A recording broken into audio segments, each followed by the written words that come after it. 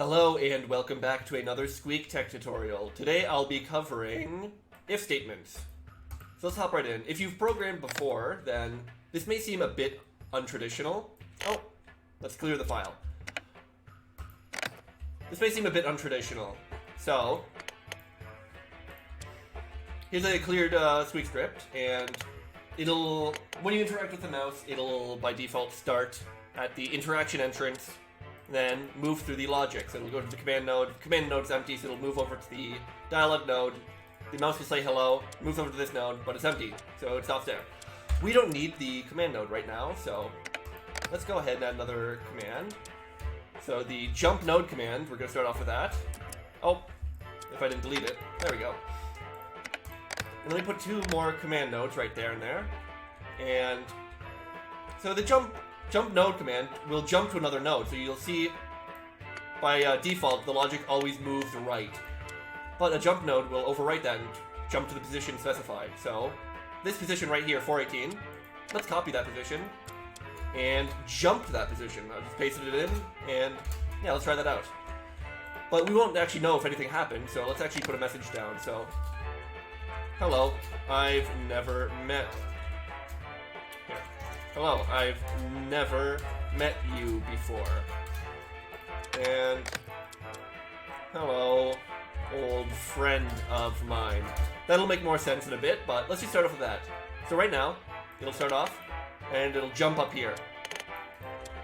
Let's try that out. Actually, before that, let's add a script break.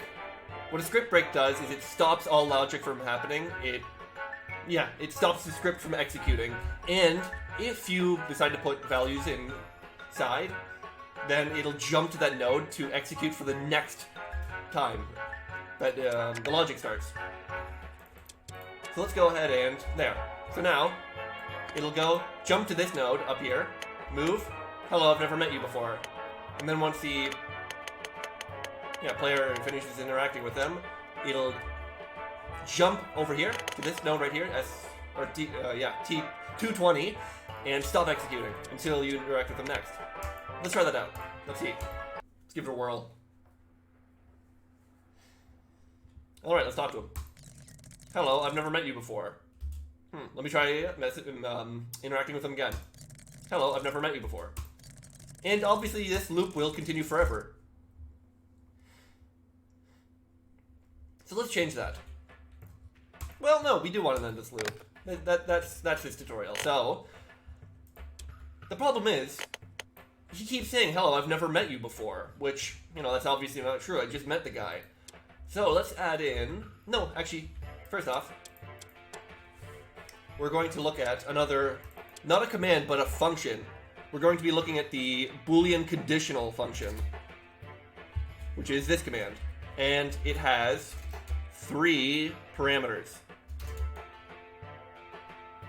One of them being a Boolean, and the 2 of them being values. So the first value put in can be either true or false, which can also be represented as 0 for false and 1 or anything other than 0 for true. So let's try that out. So let's just do 0.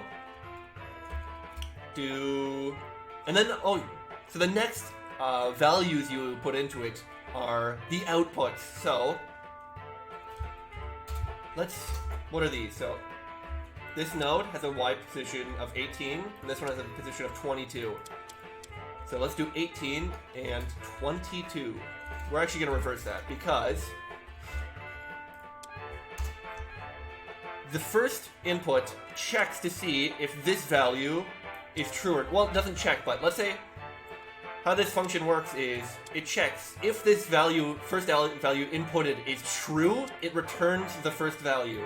If not, it returns the second value. So in this instance, since the input is true, it'll output 22. If we changed it to false, it would jump to 18, or it would return 18. This alone doesn't do anything, it's just a function. So, there we go. How about we put it right here? So instead of always jumping to 18, it's going to check. So right now, it's going to jump node to the position 4 in the x-coordinate, and then it'll calculate this function right here, which, in this case, you should be able to guess it's going to jump to 18 because false equals false. But let's try that out.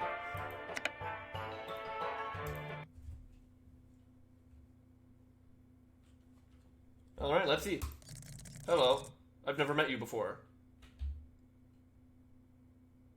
Ah, did I have it the other way? Let me check real quick. Might be the other way. If so, that is very embarrassing. Oh, wait, yeah, of course. That is intended. Remember, this is false. Therefore, it picks a second value, like I explained, which is 18, so it'll jump up to I've never met you before. Okay, I showed, yeah. I wanted to do it to the bottom one, but yeah, if I wrote true, it would jump to the bottom one, which that does make sense. So, an important thing to... Actually, no, that's not important. So up next, let's add a Boolean value. And we can name this value spoken. Or how about met? That makes more sense. Met. And we can go ahead and use another command now. We're going to... Oh, let's also put this down here. We're going to now use the Boolean Assignment command. Let me zoom in a little. So, the Boolean Assignment command takes in the first parameter is the name of a string, which in this case will be met. And the second parameter is what we want to define, or assign to that Boolean. So there we go. This should be self-explanatory. You're assigning the Boolean met to true. Let's copy that. Oh! Let's copy that and bring it down here. Actually, this is no longer necessary. Yeah. There we go. And now we're going to be using one more function inside of here. We're going to be using the Boolean retrieve function. And in this one, you just put in a parameter of the name of the variable. So remember, this first value right here can accept either true or false. So we could, this will always return the value of the met variable. So why don't we, no, I don't want to copy the node, I want to, there we go. There we go. Oh my gosh, there we go, okay. So why not just go ahead and plop that in there. This will always return a value of true or false. Because, yeah, it's a Boolean value. And it's retrieving this Boolean value. And, remember, over here, we're assigning it to true. So, once we go ahead and talk to the mouse, it's going to jump up to this command, because right now, this Boolean equals false, by default. It'll go through, do the dialog, I've never met you before, and assign met to true with this second command. Now, it'll jump back, it'll break the script, or jump back to here with the SB command, and then break the script, so I'll have to talk to him again.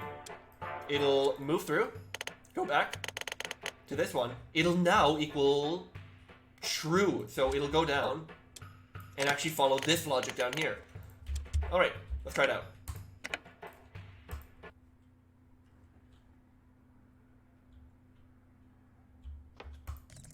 Hello, I've never met you before. Well, certainly he's met me now. Hello, old friend of mine. Perfect. Hello, old friend of mine. Hello, old friend of mine. Beautiful. And that essentially is if statements in the Squeak language. It's a bit unorthodox from traditional programming, but that's the power of having nodes, a 2D environment. Jump wherever you like. Alright, of course, if you have any questions, leave them in the comments below, and make sure to join the Discord if you're interested in playing out with this. Alright, thanks so much for watching. Have fun in the Squeaktech engine.